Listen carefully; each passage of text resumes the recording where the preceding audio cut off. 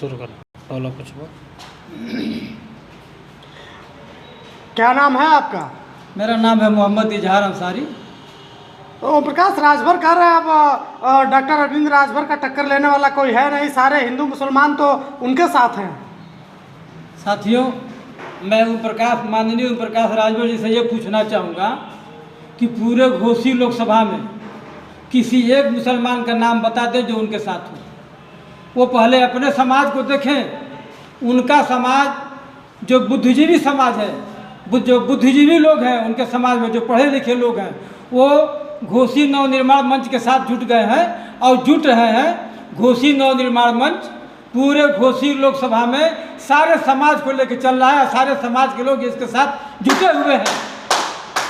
ओम प्रकाश राजभर जी, उन्हीं का समाज उससे सवाल पूछ रहा है। तमाम लोग, हम लोग जब गांव में जाते हैं, गांव में घूमते हैं, तो तमाम पढ़ा लिखा तबका, पढ़ा लिखा समाज, जो राजभर समाज का जो पढ़ा लिखा व्यक्ति है, वो पूछता है कि अगर उनको टिकटें मिला था एक टिकट, तो किसी दूसरे राजभर को दिए होते? वो तो मंत्री थे ही, उनका लड़का विधानसभा लड़ा ही था वहाँ से आज बनारस से। किसी दूसरे राजभर को टिकट दे करके उसको भी पार्लियामेंट में भेजे होते। तो डॉक्टर अरविंद राजभर जो प्रत्याशी है वो पढ़े लिखे हैं, युवा हैं। मैं पढ़े लिखे हैं, लेकिन वो उन्हीं के लड़के ही तो हैं।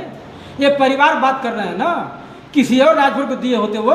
कौन परिवार बात कर रहा है? ओम प्रकाश राजभर जी परिवार बात कर रहे हैं। अरे तो वो मंत्री हैं, तो अब वो तो चुनाव लड़ेंगे नहीं।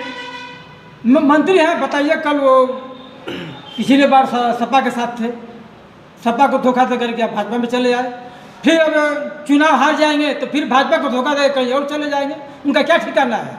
घोसी लोकसभा के लोग अब सजग हो गए हैं, होशियार हो गए हैं, समझदार हो गए हैं। अब वो इनके धोखा में बहकावे में नहीं आने वाले हैं। घोसी लोकसभा का हाल 24 साल से बदहाल है और घोसी नवनिर्माण मंच इसको पूरा करेगा।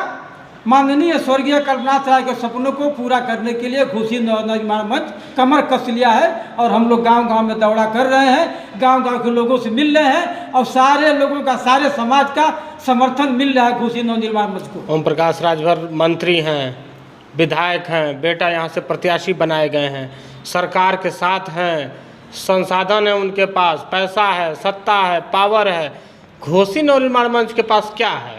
देखिए, जब जनता जाग जाती है ना, घोसी नवनिर्माण मंच के साथ घोसी लोकसभा की जनता है और उनकी सारी ताकत, पूरा सरकारी अमला, आपने देखा होगा इमरजेंसी में इंदिरा गांधी जैसी ताकतवर नेता को धूल चाटना पड़ा था। तो ये ओम प्रकाश राजभर जी में क्या है? अभी देखे नहीं, अभी ओम प्रकाश राजभर जी और पूरी भाजपा की सरकार उत्तर प्रदेश की घोसी में धूल चाट के गई है।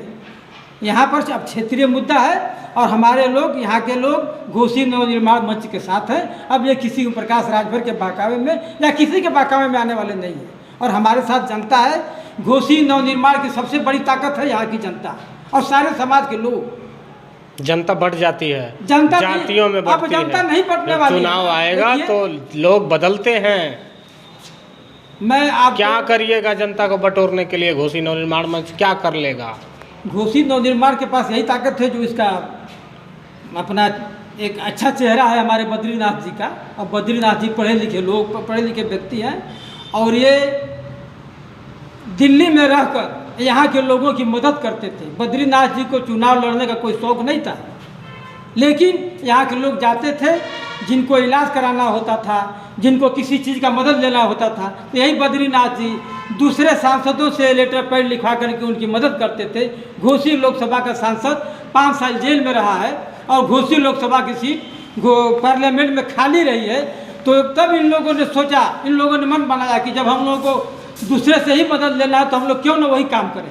और ये जब से आए हैं तो लोगों का प्यार इनको मिल रहा है, भरपूर मिल रहा है और ये लोग, घोसी लोकसभा की जनता इनके साथ कदम से कदम मिलाकर चल रही है और ये अब किसी के बहकावे में आने वाली नहीं है।